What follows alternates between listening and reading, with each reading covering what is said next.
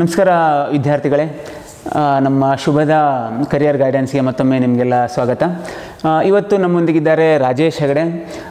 ಈ Rajesh Hegde information science ಬಗ್ಗೆ ನಮ್ಮ ವಿದ್ಯಾರ್ಥಿಗಳಿಗೆ ತಿಳಿಸ್ಕೊಡಲಿದ್ದಾರೆ. ರಾಜೇಶ್, ನಮ್ಮ ಈ ಶುಭದ ಕರಿಯರ್ ಗೈಡೆನ್ಸ್ಗೆ ನಿನಗೆ ಆತ್ಮೀಯವಾದಂತಹ ಸ್ವಾಗತವನ್ನು ಕೋರ್ತಾ ಇದ್ದೇನೆ. ಈಗ ನಮ್ಮ ವಿದ್ಯಾರ್ಥಿಗಳಿಗೆ ಪರ್ಟಿಕ್ಯುಲರ್ಲಿ PU1 PU2 ಇರೋರಿಗೆ ಇಂಜಿನಿಯರಿಂಗ್ ಅಂತ ಒಂದು ಕಲ್ಪನೆ ಇರುತ್ತೆ ಹೊರತು ಆ ಇಂಜಿನಿಯರಿಂಗ್ನಲ್ಲಿ ಮೆಕ್ಯಾನಿಕಲ್ ಇಂಜಿನಿಯರಿಂಗ್ ಅಂತ ಇರುತ್ತೆ, ಅಥವಾ ಕಂಪ್ಯೂಟರ್ ಸೈನ್ಸ್ ಇಂಜಿನಿಯರಿಂಗ್ ಅಂತ ಇರುತ್ತೆ, ಇನ್ಫಾರ್ಮೇಷನ್ ಸೈನ್ಸ್ ಅಂತ ಇರುತ್ತೆ, ಅಥವಾ ಸಿವಿಲ್ ಇಂಜಿನಿಯರಿಂಗ್ ಅಂತ ಇರುತ್ತೆ ಅಂತ ಗೊತ್ತಾಗೋದು ಲಾಸ್ಟ್ ಮೂಮೆಂಟ್ನಲ್ಲಿ ಹೆಚ್ಚಾಗಿ ಗೊತ್ತಿರುತ್ತೆ, ಅಥವಾ ಅವರ ರಿಲೇಟಿವ್ಸ್ ಅಣ್ಣನೋ ಅಕ್ಕನೋ ಯಾರು ಇದ್ದರೆ ಮಾತ್ರ ಗೊತ್ತಿರುತ್ತೆ ಹೊರತು ಒಬ್ಬ ಸಾಮಾನ್ಯ ವಿದ್ಯಾರ್ಥಿಗೆ ವಿದೌಟ್ ಎನಿ ಇಂಜಿನಿಯರಿಂಗ್ ಬ್ಯಾಕ್ಗ್ರೌಂಡ್ ಇದ್ದವನಿಗೆ ಆ ರೀತಿ ಯಾವುದೇ ರೀತಿ ಡಿಫ್ರೆನ್ಸ್ ಗೊತ್ತಿರೋದಿಲ್ಲ. ಸೊ ಆ ಟೈಪ್ ಸ್ಟೂಡೆಂಟಿಗೆ ಇನ್ಫಾರ್ಮೇಷನ್ ಸೈನ್ಸ್ ಅಂತ ಹೇಳಿದರೆ ಏನು ಇನ್ಫಾರ್ಮೇಷನ್ ಸೈನ್ಸ್ ಉಳಿದ ಬ್ರ್ಯಾಂಚ್ಗಳಿಗೆ ಹೋಲಿಸಿದರೆ ಏನು ಡಿಫ್ರೆನ್ಸ್ ಇನ್ಫಾರ್ಮೇಷನ್ ಸೈನ್ಸಿಗೆ ಮತ್ತು ಉಳಿದ ಇಂಜಿನಿಯರಿಂಗ್ ಬ್ರ್ಯಾಂಚಿಗೆ? ಇಂಜಿನಿಯರಿಂಗ್ ಒಂದು professional undergraduate degree course ಅಂಡರಲ್ಲಿ ಬರುತ್ತೆ. ಓಕೆ. ಅದರಲ್ಲಿ ಬ್ರಾಂಚಸ್ ಮೇನ್ಲಿ ಅಂದರೆ computer science, information science, mechanical, civil ಉಳಿದ ಬ್ರಾಂಚಸ್ ಸುಮಾರು ಇರುತ್ತೆ. ಓಕೆ. ಇನ್ಫಾರ್ಮೇಷನ್ ಸೈನ್ಸ್ ಮತ್ತು computer science almost similar, but computer ಸೈನ್ಸಲ್ಲಿ ಮೋಸ್ಟ್ಲಿ ಥಿಯರಿ ಓರಿಯೆಂಟೆಡ್ ಸ್ಟಡೀಸ್ ಜಾಸ್ತಿ ಇರುತ್ತೆ. ಸರಿ. ಇನ್ಫಾರ್ಮೇಷನ್ ಸೈನ್ಸಲ್ಲಿ ಪ್ರಾಕ್ಟಿಕಲ್ ಅಪ್ರೋಚ್ ಈಗ ಇನ್ಕ್ಲೂಡ್ ಆಗ್ತಾ ಇದೆ. ಓಕೆ. ಅಂದರೆ ಥಿಯರಿ ಏನು ಕೋರ್ ಸಬ್ಜೆಕ್ಟ್ಸ್ ಅಥವಾ ಕೋರ್ ಪ್ರೋಗ್ರಾಮಿಂಗ್ ಲ್ಯಾಂಗ್ವೇಜಸ್ ಇರುತ್ತೋ, ಸರಿ, ಕಂಪ್ಯೂಟರ್ ಸೈನ್ಸ್ ಅವರು ಅದನ್ನು ಜಾಸ್ತಿ ಆಳವಾಗಿ ಅಧ್ಯಯನ ಮಾಡ್ತಾರೆ ಅಂತ ಹೇಳ್ಬೋದು. ಓಕೆ. ಇನ್ಫಾರ್ಮೇಷನ್ ಸೈನ್ಸ್ ಅವರು ಅದ್ರ ಜೊತೆಗೆ ಪ್ರಾಕ್ಟಿಕಲ್ ಇಂಪ್ಲಿಮೆಂಟೇಷನ್ ಅನ್ನು ಮಾಡುವಂಥ ಸಬ್ಜೆಕ್ಟ್ಸ್ಗಳು ಇರುತ್ತೆ, ಇನ್ಕ್ಲೂಡ್ ಆಗಿರುತ್ತೆ ಅಂತ. Okay.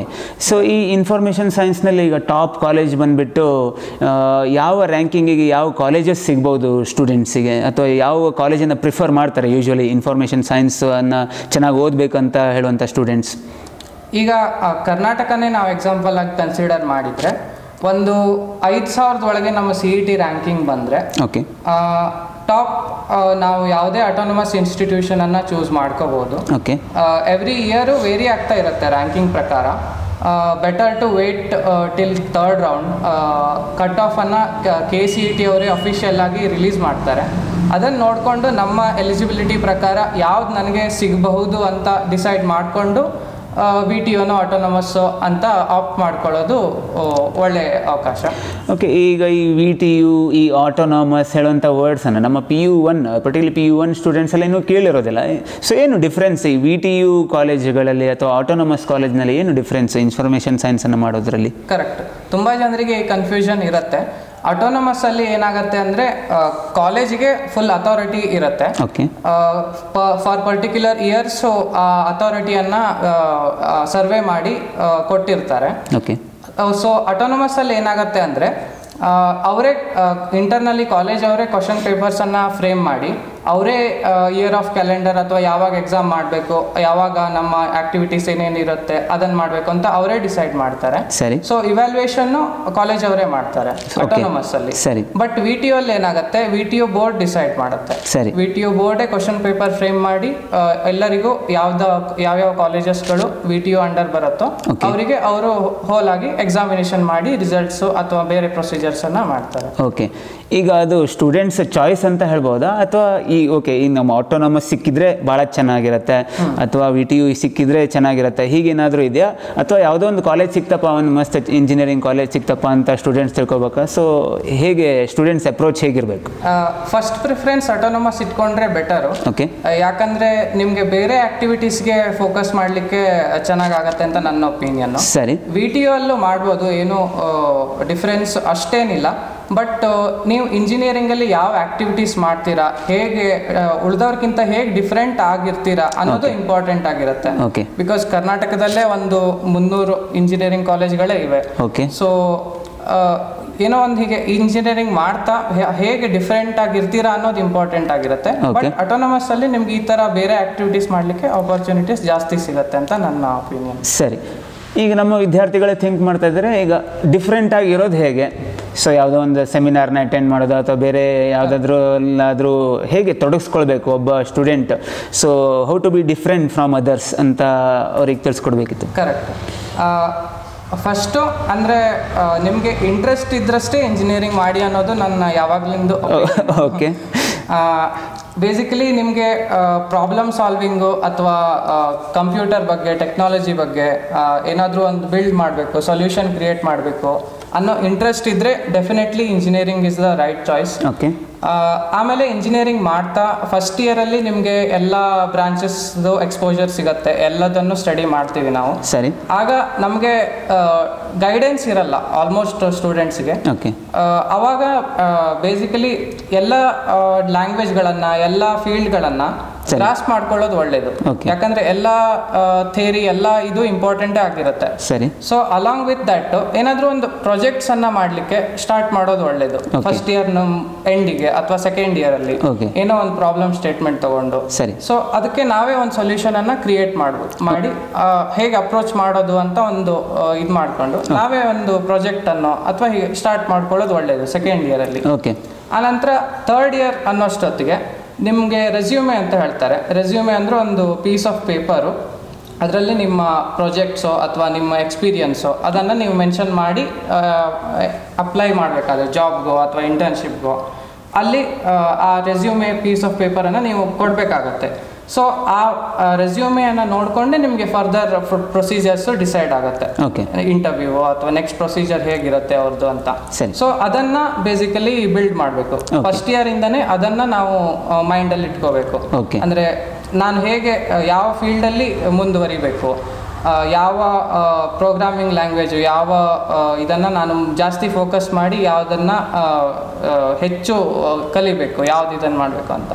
So third year ಬರುವಷ್ಟೊತ್ತಿಗೆ projects ಯಾವುದು ಮಾಡಿದ್ದೀವೋ ಅದೇ ಸಿಮಿಲರ್ ಫೀಲ್ಡಲ್ಲಿ ಇಂಟರ್ನ್ಶಿಪ್ಪು ಅಥವಾ ಯಾವುದೋ ಕಂಪ್ನಿಯಲ್ಲಿ ಬೇರೆ ಬೇರೆ ಪ್ರೋಗ್ರಾಮ್ ಇರುತ್ತೆ, ಅವ್ರದ್ದು ಕಾರ್ಪೊರೇಟ್ ರೆಸ್ಪಾನ್ಸಿಬಿಲಿಟಿ ಪ್ರೋಗ್ರಾಮ್ ಬಗ್ಗೆ, ಅಥವಾ ಸ್ಟೂಡೆಂಟ್ಸನ್ನು ಫೀಚರ್ ಮಾಡ್ತಾರೆ.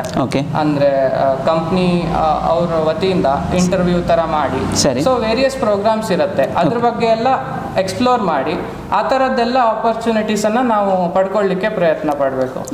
ಇದು ಯಾವುದೋ ಅಕಾಡೆಮಿಕ್ಸಲ್ಲಿ ಹೇಳ್ಕೊಡಲ್ಲ. ಸರಿ.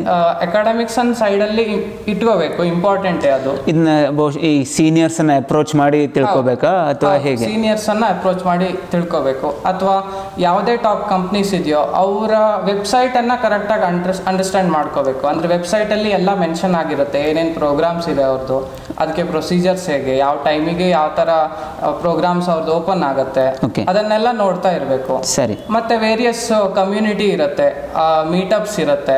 ಅಂದ್ರೆ ಎಲ್ಲ ಡೆವಲಪರ್ಸು ಅಥವಾ ಎಲ್ಲ ಇಂಜಿನಿಯರಿಂಗ್ ಮಾಡ್ತಾ ಇದ್ದವ್ರೆ, ಜಾಬಲ್ಲಿ ಇದ್ದವ್ರೆ, ಅವರೆಲ್ಲ ಬಂದು ಒಂದು ಕಾನ್ಫರೆನ್ಸ್ ಥರ ಅಟೆಂಡ್ ಮಾಡಿ ಏನೋ ಒಂದು ಫಾರ್ ಅ ಗುಡ್ ಮಾಡ್ತಾ ಇರ್ತಾರೆ, ಅದನ್ನೆಲ್ಲ ಅಟೆಂಡ್ ಆಗಬೇಕು. ಇಲ್ಲ ವೆಬಿನಾರ್ಸು, ಸೆಮಿನಾರ್ಸು, ಯಾವುದೋ ಒಂದು ವರ್ಕ್ಶಾಪ್ ಇರುತ್ತೆ, ಈಗಂತೂ ಎಲ್ಲ ವರ್ಚುವಲ್ ಆಗಿದೆ. So you can attend any of the foreign university workshop from like anywhere. ಹಾಗಾಗಿದೆ. ಸೊ ಆ ಥರ ಆಪರ್ಚುನಿಟೀಸನ್ನು ನಾವು ಆದಷ್ಟು ತಗೋಬೇಕು ಅನ್ನೋದು ನನ್ನ ಅನಿಸಿಕೆ. ಓಕೆ.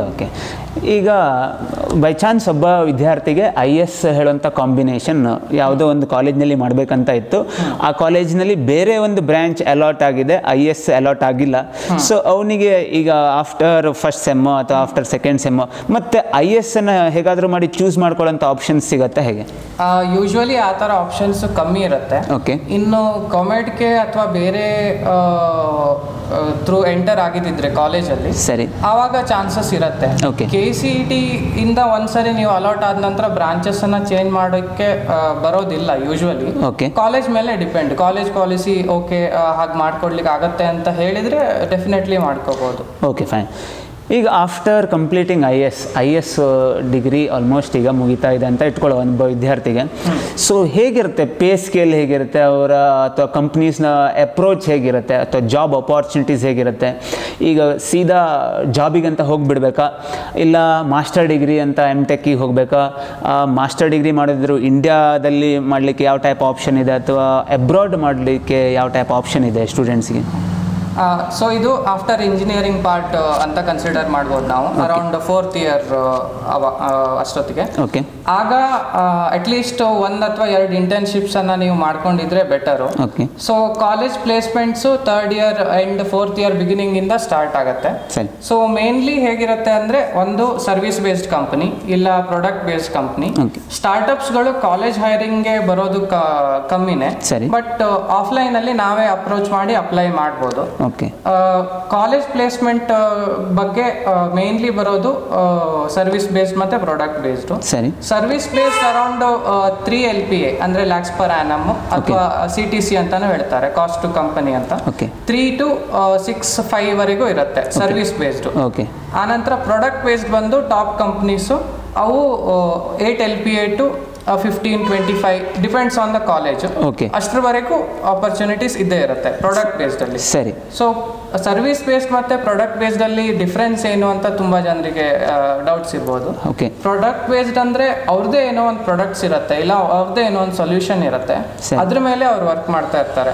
ಸೊ ಬೇರೆ ಕಂಪ್ನೀಸು ಅದನ್ನ ಅವ್ರ ಪ್ರಾಡಕ್ಟ್ಸ್ ಅನ್ನ ಯೂಸ್ ಮಾಡ್ಕೊಳ್ಳೋ ತರ ಇರುತ್ತೆ. ಸರ್ವಿಸ್ ಬೇಸ್ಡ್ ಅಂದ್ರೆ ಆಲ್ರೆಡಿ ಏನೋ ಒಂದು ಪ್ರಾಡಕ್ಟ್ಸ್ ಅಥವಾ ಸರ್ವಿಸ್ ಏನೋ ಒಂದು ಇರುತ್ತೆ, ಅದನ್ನ ನಾವು ಮೇಂಟೈನ್ ಮಾಡೋದು ಆಫ್ಟನ್ ಆಸ್ ಪರ್ ಟೈಮ್, ಆ ತರ ಇರುತ್ತೆ.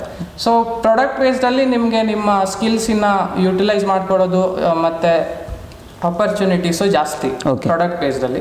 ಸರ್ವಿಸ್ ಬೇಸ್ಡ್ ನಿಮಗೆ ಲರ್ನಿಂಗ್ ಅಷ್ಟೇನು ಲರ್ನಿಂಗ್ ಕರ್ವ್ ಇರಲ್ಲ, based on the technology company ಯಾವ್ದು ವರ್ಕ್ ಮಾಡ್ತಾ ಇದೆಯೋ ಅದ್ರ ಅಷ್ಟಕ್ಕೆ ಲಿಮಿಟ್ ಆಗುತ್ತೆ ಅಂತ ನನಗೂ ಹಾಗನ್ಸಿದೆ. ಸೊ ಸರ್ವಿಸ್ ಬೇಸ್ಡ್ ಅಲ್ಲಿ better to go for product based then service based. ಆಮೇಲೆ ಇನ್ನೊಂದು ಪಾರ್ಟ್ ಅಂದ್ರೆ ಸ್ಟಾರ್ಟ್ಅಪ್ಸ್, ಈಗ ಅದು ಇನ್ನೂ ಜಾಸ್ತಿ. ಸೊ ಸ್ಟಾರ್ಟ್ಅಪ್ಸ್ ಅಲ್ಲಿ ಏನಾಗುತ್ತೆ, ಏನೋ ಒಂದು ಐಡಿಯಾ ಇಟ್ಕೊಂಡು ಅವರೇ ಸೊಲ್ಯೂಷನ್ ಕ್ರಿಯೇಟ್ ಮಾಡಿ ಇನಿಷಿಯಲ್ ಸ್ಟೇಜಸ್ ಅಲ್ಲಿ ಇರ್ತಾರೆ. So you will get exposure to all the fields. Like ಕಮ್ಮಿ ಜನ ಇರ್ತಾರೆ ಸ್ಟಾರ್ಟ್ಅಪ್ಸ್ ಅಂದ್ರೆ, ಒಂದು ಸಣ್ಣ ಕಂಪ್ನಿ ಅಂತ. ಸರಿ. ಸೊ ನಿಮ್ಗೆ ವರ್ಕ್ ಲೋಡು ಹಾಗೆ ಇರುತ್ತೆ, ಮತ್ತೆ ನಿಮ್ಗೆ ಎಕ್ಸ್ಪೀರಿಯನ್ಸು ತುಂಬಾ ಗೇನ್ ಆಗುತ್ತೆ. ಅಂದ್ರೆ MNCs ಅಲ್ಲೆಲ್ಲ ಏನಾಗುತ್ತೆ, ಯಾವುದೋ ಒಂದು ಸಣ್ಣ ಫೀಲ್ಡ್ ಅಲ್ಲಿ ಲಿಮಿಟ್ ಆಗಿರುತ್ತೆ ನಿಮ್ದು ವರ್ಕ್. ಸ್ಟಾರ್ಟ್ಅಪ್ಸ್ ಅಲ್ಲಿ ಹಾಗಲ್ಲ, ನೀವೇ ಡೈರೆಕ್ಟ್ ಆಗಿ ಕ್ಲೈಂಟ್ಸ್ ಹತ್ರನೋ ಡೈರೆಕ್ಟ್ ಡೀಲಿಂಗ್ ಅಥವಾ ಡೈರೆಕ್ಟ್ ಎಕ್ಸ್ಪೀರಿಯನ್ಸ್ ನಿಮ್ಗೆ ಗೇನ್ ಮಾಡ್ಕೋಬಹುದು. ಸೊ ಸ್ಟಾರ್ಟ್ಅಪ್ಸ್ ತುಂಬಾ ಎಕ್ಸ್ಪೀರಿಯನ್ಸ್ ಅನ್ನ ಕೊಡುತ್ತೆ. ಸೊ ಕರ್ನಾಟಕ ಅಂತ ನಾವು ಕನ್ಸಿಡರ್ ಮಾಡಿದ್ರೆ ಬೆಂಗಳೂರಲ್ಲೇ ಎಷ್ಟೋ ಸ್ಟಾರ್ಟ್ಅಪ್ಸ್ ಇದೆ ಈಗ, ಆಪರ್ಚುನಿಟೀಸ್ ತುಂಬಾನೇ ಇದೆ. ಸೊ ಪ್ಲೇಸ್ಮೆಂಟ್ಸ್ CS ಮತ್ತೆ IS ಅಲ್ಲಿ ಏನೋ ಡಿಫ್ರೆನ್ಸ್ ಬರಲ್ಲ ಎಲಿಜಿಬಿಲಿಟಿ ಬಂದಾಗ. ಸರಿ. ಸೊ IS ಮಾಡಿದ್ರು ನಿಮ್ಗೆ ಏನು, ಈಗ ಒಬ್ರಿಗೆ CS ಮಾಡ್ಬೇಕಂತ ತುಂಬಾನೇ ಇದ್ದು ಅವನಿಗೆ CS ಸೀಟ್ ಸಿಗದೆ IS ಬಂದ್ರೆ ಅವನು ಕೊರಗುವಂತ ಸಿಚುವೇಶನ್ ಇಲ್ಲ. ಈಗ ಸಿಚುವೇಶನ್ ಆಗಿದೆ. ಎಲಿಜಿಬಿಲಿಟಿ ಕ್ರೈಟೀರಿಯಾ ಅವ್ರ ಕಂಪ್ನೀಸ್ ಯೂಶುವಲಿ ಹೇಗಿರುತ್ತೆ ಅಂದ್ರೆ, 10th ಮತ್ತೆ 12th ಅಬೌವ್ 60 to 70% ಹೀಗಿರುತ್ತೆ. ಆ ನಂತರ CGPA ಅಂದ್ರೆ ಇಂಜಿನಿಯರಿಂಗ್ ಅಲ್ಲಿ ಬರೋ ಸ್ಕೋರು, ಅದು ಅರೌಂಡ್ 7 ಮೇಲೆ ಅಥವಾ 6.5 ಮೇಲೆ ಯೂಶುವಲಿ ಹೀಗಿರುತ್ತೆ ಮಿನಿಮಮ್. ನಾನು ಹೇಳಿದ್ದು depends on the company ಅಗೇನು. So ಅದು ಅಂದ್ರೆ ಸ್ಕೋರ್ ಅವರಿಗೆ ಜಾಸ್ತಿ ಮ್ಯಾಟರೇ ಆಗೋದಿಲ್ಲ. ಸರಿ. ಸೊ ನಿಮ್ಮ ಸ್ಕಿಲ್ಸು, ನಿಮ್ಮ ಇಂಟರ್ನ್ಶಿಪ್ಸು, ನಿಮ್ಮ ಪ್ರಾಜೆಕ್ಟ್ಸು, ಎಕ್ಸ್ಪೀರಿಯನ್ಸು ಅದು ಜಾಸ್ತಿ ವೇಟ್ ಅನ್ನ ಕೊಡುತ್ತೆ. ಈಗ ವಾಟ್ ಅಬೌಟ್ ಹೈಯರ್ ಸ್ಟಡೀಸ್? ಈಗ ಮಾಸ್ಟರ್ ಡಿಗ್ರಿಗೆ ಯಾರು ಹೋಗಬೇಕು, ಅಥವಾ ಏನಾದ್ರು ವರ್ಕ್ ಮಾಡಿಬಿಟ್ಟು ಮತ್ತೆ ಮಾಸ್ಟರ್ ಡಿಗ್ರಿಗೆ ಹೋಗ್ಬೋದಾ, ಅಥವಾ ಡೈರೆಕ್ಟ್ ಆಗಿ ಮಾಸ್ಟರ್ ಡಿಗ್ರಿ ಹೋಗಿ ಮಾಡಿಕೊಂಡು ಯಾವ್ದಾದ್ರು ಜಾಬ್ ಸೇರೋದು ಬೆಟರ್, ಏನು ಅನ್ಸುತ್ತೆ? ಕರೆಕ್ಟ್. ಅದು ಈಗ ಇಂಜಿನಿಯರಿಂಗ್ ಆದ ನಂತರ ನಮಗೆ 2 ಆಪ್ಷನ್ ಅಂತಾನೆ ಹೇಳ್ಬೋದು. ಒಂದು ಜಾಬ್ ಮಾಡ್ಬೋದು, ಇಲ್ಲ ಅಂದರೆ ಸ್ಟಡೀಸನ್ನು ಕಂಟಿನ್ಯೂ ಮಾಡ್ಬೋದು. ಹೈಯರ್ ಸ್ಟಡೀಸ್ ಅಂದರೆ ಅದರಲ್ಲಿ ನಾವೀಗ ಇಂಡಿಯಾದಲ್ಲೇ ಮಾಡೋದಿದ್ರೆ M.Tech ಅಥವಾ ಮಾಸ್ಟರ್ಸ್ ಆಫ್ ಇಂಜಿನಿಯರಿಂಗ್ ಅಂತ ಹೇಳ್ತಾರೆ, ಅದನ್ನು ಮಾಡ್ಬೋದು. ಇಲ್ಲ ಯಾವುದಾದ್ರೂ ಬೇರೆ ಅಂದರೆ ಇಂಡಿಯನ್ ಇನ್ಸ್ಟಿಟ್ಯೂಟ್ ಆಫ್ ಸೈನ್ಸ್, ಬೇರೆ ಅಂದ್ರೆ ಇಂಡಿಯನ್ ಇನ್ಸ್ಟಿಟ್ಯೂಟ್ ಆಫ್ ಸೈನ್ಸ್ ಅಲ್ಲಿ ಬೇರೆ ಆಪರ್ಚುನಿಟೀಸ್ ಇರುತ್ತೆ. ಅದು ಬಿಟ್ಟು ಅಬ್ರಾಡ್ ಅನ್ನೇ ಥಿಂಕ್ ಮಾಡ್ತೀವಿ ಅಂತ ಅಂದ್ರೆ MS ಅಂತ ಹೇಳ್ತಾರೆ. ಅದಕ್ಕೆ ನಾವು ಬೇರೆ ಎಕ್ಸಾಮ್ಸ್ ಗಳನ್ನ ಬರಿಬೇಕಾಗತ್ತೆ. ಎಕ್ಸಾಂಪಲ್ GRE ಇರ್ಬೋದು, ಇಲ್ಲ ಇಂಗ್ಲಿಷ್ಗೆ TOEFL ಇರ್ಬೋದು, ಅದಕ್ಕೆ ಬೇರೆ ಇದಿರುತ್ತೆ. ಸೊ MS ಈಗ ಹೇಗಿದೆ ಅಂದರೆ ಡೈರೆಕ್ಟ್ ಮಾಡೋದಕ್ಕಿಂತ 1-2 ವರ್ಷನೋ ಎಲ್ಲೋ ವರ್ಕ್ ಮಾಡಿ ಅದು ಸ್ವಲ್ಪ ಇನ್ನೂ ಎಕ್ಸ್ಪೀರಿಯನ್ಸ್ ಜಾಸ್ತಿ ಗೇನ್ ಮಾಡಿಕೊಂಡು ನಾವು ಅಪ್ಲೈ ಮಾಡಿದರೆ ನಮಗೆ ಬೇಕಾಗಿರೋ ಟಾಪ್ ಯೂನಿವರ್ಸಿಟೀಸ್ ಏನು MS-ಗೆ ಅಬ್ರಾಡಲ್ಲಿ ಸಿಗೋ ಚಾನ್ಸಸ್ ಏನಿದೆಯೋ ಅದು ಜಾಸ್ತಿ ಇರುತ್ತೆ ಅಂತ ಹೇಳ್ತಾರೆ ಸೀನಿಯರ್ಸು. ಈಗ ಆವಾಗಲೇ ಹೇಳಿದಂಗೆ 300 ಇಂಜಿನಿಯರಿಂಗ್ ಕಾಲೇಜ್ನಲ್ಲಿ ಈಗ ಯಾವುದೊಂದು ಟಾಪ್ 10 ಅಂತ ಕನ್ಸಿಡರ್ ಮಾಡಿದರೆ ಆ ಟಾಪ್ 10ನಲ್ಲಿ ಇನ್ಫಾರ್ಮೇಷನ್ ಸೈನ್ಸ್ ಮಾಡಲಿಕ್ಕೂ ಯಾವುದೋ ಒಂದು ನಾರ್ಮಲ್ ಇಂಜಿನಿಯರಿಂಗ್ ಕಾಲೇಜ್ನಲ್ಲಿ IAS ಮಾಡಲಿಕ್ಕೂ ಏನಾದ್ರು ಡಿಫ್ರೆನ್ಸ್ ಇರುತ್ತಾ? ಹಾಂ, ಸ್ವಲ್ಪ ಡಿಫ್ರೆನ್ಸ್ ಅಂದರೆ ಪ್ಲೇಸ್ಮೆಂಟ್ಸಲ್ಲಿ ತುಂಬ ಅಫೆಕ್ಟ್ ಆಗುತ್ತೆ. ಓಕೆ, ಟಾಪ್ 10ನಲ್ಲಿ ನೀವು ಇದ್ದೀರಾ ಅಂದರೆ ಒಳ್ಳೆ ಕಂಪ್ನೀಸು ಬಂದೇ ಬರುತ್ತೆ ಕರ್ನಾಟಕದಲ್ಲಿ ಎಕ್ಸಾಂಪಲ್ ತಗೊಂಡ್ರೆ. ಓಕೆ, ಬೇರೆ ಕಾಲೇಜಸ್ಗಳಲ್ಲಿ ಏನಾಗುತ್ತೆ, ಪ್ಲೇಸ್ಮೆಂಟ್ ಡಿಪಾರ್ಟ್ಮೆಂಟ್ ಮೇಲೆ ಅಥವಾ ಯಾವ ಕಂಪ್ನೀಸ್ ಅಲ್ಲಿ ವಿಸಿಟ್ ಮಾಡುತ್ತೆ ಅನ್ನೋದ್ಮೇಲೆ ಕಾಲೇಜಿಂದು ಸಿಚುವೇಶನ್ ಡಿಪೆಂಡ್ ಆಗುತ್ತೆ. ಓಕೆ, ಬಟ್ ಆಫ್ ಕ್ಯಾಂಪಸ್ಗೆ ಅಥವಾ ನಾವೇ ಸಪ್ರೇಟ್ ಅಪ್ಲೈ ಮಾಡಲಿಕ್ಕೆ ಏನೂ ಅಫೆಕ್ಟ್ ಆಗಲ್ಲ. ಓಕೆ, ಅಂಡರ್ VTU ಬಂದಿರುತ್ತೆ, ಸೇಮ್ ಲೆವೆಲ್ಲೇ ಆಗಿರುತ್ತೆ. ಅಂದರೆ ಆಫ್ ಕ್ಯಾಂಪಸ್ ನಾವೇ ಅಪ್ಲೈ ಮಾಡ್ತೀವಿ ಅಂದರೆ ಏನು ಡಿಫ್ರೆನ್ಸ್ ಆಗಲ್ಲ. ಆಸ್ ಅ ಕಾಲೇಜ್ ಪ್ಲೇಸ್ಮೆಂಟ್ ಸ್ವಲ್ಪ ಕಷ್ಟ ಆಗುತ್ತೆ ಬೇರೆ ಯಾವುದೋ ಒಂದು ಕಾಲೇಜಲ್ಲಿ ಮಾಡೋದಕ್ಕಿಂತ. ಟಾಪ್ ಕಾಲೇಜಸ್ ಅಲ್ಲಿ ಮಾಡೋದು, ಟಾಪ್ 20-25 ಅಲ್ಲಿ ಮಾಡ್ಕೊಂಡ್ರೆ ಬೆಟರ್. ಈಗ ಫೀಸ್ ಸ್ಟ್ರಕ್ಚರ್ ಯಾವ ಟೈಪ್ ಇರುತ್ತೆ ಸ್ಟೂಡೆಂಟ್ಸಿಗೆ? ಈಗ ಇಂಜಿನಿಯರಿಂಗ್ ಅಥವಾ ಇನ್ಫಾರ್ಮೇಷನ್ ಸೈನ್ಸ್ನಲ್ಲಿ ಉಳಿದ ಬ್ರ್ಯಾಂಚಿಗೂ ಇನ್ಫಾರ್ಮೇಷನ್ ಸೈನ್ಸ್ನಿಗೂ ಏನಾದ್ರು ಫೀಸ್ ಸ್ಟ್ರಕ್ಚರ್ನಲ್ಲಿ ಏನಾದ್ರು ಚೇಂಜಸ್ ಇರುತ್ತಾ? ಅಥವಾ ಈ ಫೀಸ್ ಸ್ಟ್ರಕ್ಚರ್ನಲ್ಲಿಗಾದರೂ ಅವರು ಒಂದು ಲೋನ್ ಮಾಡ್ಕೊಳ್ಳೋದು ಬೆಟರಾ, ಅಥವಾ ಯಾವ್ದಾದ್ರು ಸ್ಕಾಲರ್ಶಿಪ್ ಥ್ರೂ ಅವ್ರಿಗೆ ಸ್ಕಾಲರ್ಶಿಪ್ ಎಲ್ಲ ಸಿಕ್ಕು ಅದರಿಂದ ನಡೆಯುತ್ತಾ? ಸೊ ಫೀಸ್ ಸ್ಟ್ರಕ್ಚರ್ ಹೇಗಿರುತ್ತೆ? ಹಾಂ, ಫೀಸ್ ಸ್ಟ್ರಕ್ಚರು ಅಗೇನ್ ಕಾಲೇಜ್ ಮೇಲೆ ಮೇನ್ಲಿ ಡಿಪೆಂಡ್ ಇರುತ್ತೆ. ಓಕೆ, KCET ಇಂದ ಎಂಟ್ರೆನ್ಸ್ ಆದಾಗ CET ಫೀಸ್ ಅಂತ around 55 to something 50 to 55 something ನಮ್ಗೆ ಆ ಥರ ಇತ್ತು. ಈಗ ವೇರಿ ಆಗಿರ್ಬೋದು. ಸರಿ, ಮಿನಿಮಮ್ ಅಷ್ಟಿದೆ ಇರುತ್ತೆ. ಓಕೆ, ಪ್ಲಸ್ ಕಾಲೇಜ್ ಫೀಸ್ ಅಂತ ಮತ್ತೆ ಜಾಸ್ತಿ ಆ್ಯಡ್ ಆಗುತ್ತೆ. ಓಕೆ, ಅದು ಅರೌಂಡ್ 15 to 40 ವರೆಗೂ ಹೋಗ್ಬೋದು. Okay, depends on the college. So yearly ಒಂದು 70 to 80, 90 ತನಕ ಕಾಸ್ಟ್ ಬರ್ಬೋದು 1 ಇಯರ್ಗೆ ಕಾಲೇಜ್ ಫೀಸು. ಸರಿ, ಅದು ಬಿಟ್ಟು ಇನ್ನು ಕಾಮೆಡ್ಗೆ ಮತ್ತೆ ಬೇರೆ ರೀತಿಯಿಂದ ಬಂದರೆ ಸ್ವಲ್ಪ ಇನ್ನೂ ಜಾಸ್ತಿ ಅವ್ರ ವೆಬ್ಸೈಟ್ಗಳಲ್ಲಿ ಫೀಸ್ ಸ್ಟ್ರಕ್ಚರ್ ಕರೆಕ್ಟಾಗಿ ಅವೈಲೇಬಲ್ ಇರುತ್ತೆ, ಅಪ್ಡೇಟೆಡ್ ಅವೈಲೇಬಲ್ ಇರುತ್ತೆ. Okay, plus hostel facility hostel ಅದೆಲ್ಲ ನೋಡಿ. Okay, if you can afford ಅಂದರೆ ಪರ್ ಇಯರ್ಗೆ ಅಷ್ಟು ಅಫೋರ್ಡ್ ಮಾಡ್ಕೋಬಹುದು ಫ್ಯಾಮಿಲಿ ಸಿಚುವೇಶನ್ ಎಲ್ಲ ನೋಡಿಕೊಂಡು ಅಂದರೆ ಲೋನ್ ತಗೊಳ್ಳೋ ಅವಶ್ಯಕತೆ ಏನೂ ಇಲ್ಲ. ಬಟ್ ಸ್ಟೂಡೆಂಟ್ ಲೋನನ್ನು ಡೆಫಿನೆಟ್ಲಿ ತಗೋಬಹುದು. ಫಸ್ಟ್ 1 ಇಯರ್ಗೇನೋ ಇಂಟ್ರೆಸ್ಟ್ ಇರೋದಿಲ್ಲ. After you get the job ನಾವು ಪೇ ಮಾಡ್ಕೊತ ಹೋಗ್ಬೋದು, ಆ ಥರ ಏನೋ ಆಪ್ಷನ್ಸ್ ಇರುತ್ತೆ. ಸೊ ಇಫ್ ಅಫೋರ್ಡ್ ಮಾಡ್ಕೊಳ್ಳಿಕ್ಕೆ ಚಾನ್ಸ್ ಇಲ್ಲ ಅಂದರೆ ಡೆಫಿನೆಟ್ಲಿ ಲೋನ್ ಮಾಡ್ಕೊಂಡು ಹೋಗೋದು better choice. Okay, nice. So ಈ ವಿಡಿಯೋನ ಪರ್ಟಿಕ್ಯುಲರ್ ಈಗ PUC 1 ಅವ್ರು ನೋಡ್ತಾ ಇರ್ತಾರೆ, PUC 2 ಅವ್ರು ನೋಡ್ತಾ ಇರ್ತಾರೆ. ಸೊ ನಮ್ಮ ವಿದ್ಯಾರ್ಥಿಗಳಿಗೆ ಏನು ಹೇಳಲಿಕ್ಕೆ ಇಷ್ಟಪಡ್ತೀರಾ ರಾಜೇಶ್? ಓವರ್ ಆಲ್ ಹೇಳಬೇಕಂದ್ರೆ ಇಂಜಿನಿಯರಿಂಗ್ ಅಂತ ಅಲ್ಲ, ಯಾವುದೇ ಫೀಲ್ಡಿಗೆ ಹೋಗಿ ನೀವು ಇಂಟ್ರೆಸ್ಟ್ ಇದ್ದು ಮಾಡಿ, ಆನಂತರ ಟ್ರೈ ಟು ಬಿ ಡಿಫ್ರೆಂಟ್. ಅಂದರೆ ಆ ಫೀಲ್ಡಿಗೆ ಅದರದ್ದೇ ಒಂದು ವ್ಯಾಲ್ಯೂ ಇದ್ದೇ ಇರುತ್ತೆ. So if you are different then you will definitely succeed in that particular field. So ಅದ್ರ ಮೇಲೆ ವರ್ಕ್ ಮಾಡಿ ಅಂತ ನಾನು ಹೇಳಲಿಕ್ಕೆ ಇಷ್ಟಪಡ್ತೀನಿ. Thank you Rajesh. ಸೊ ಇಷ್ಟೊತ್ತು ನಮಗೆ ಇನ್ಫಾರ್ಮೇಷನ್ ಸೈನ್ಸ್ ಬಗ್ಗೆ ಡಿಟೇಲ್ ಆಗಿ ಇನ್ಫಾರ್ಮೇಷನ್ ಕೊಟ್ಟ ಸೊ ರಾಜೇಶ್ಗೆ ಹಾಗೂ ಐ ಹೋಪ್ ನಿಮಗೆಲ್ಲ ಅದು ತುಂಬ ಉಪಕಾರಿಯಾಗಿದೆ ಅಂತ ನಾವು ತಿಳ್ಕೊತೇವೆ. ಸೊ ನಮ್ಮ ನೆಕ್ಸ್ಟ್ ಮುಂದಿನ ವಿಡಿಯೋದಲ್ಲಿ ನಾವು ಬೇರೊಂದು ಕೋರ್ಸ್ ಬಗ್ಗೆ ಡೀಟೇಲ್ ಆಗಿ ಸ್ಟಡಿ ಮಾಡೋರಿದ್ದೇವೆ. So thank you. ಜೈ ಹಿಂದ್. ಅವಕಾಶಕ್ಕಾಗಿ ಧನ್ಯವಾದ.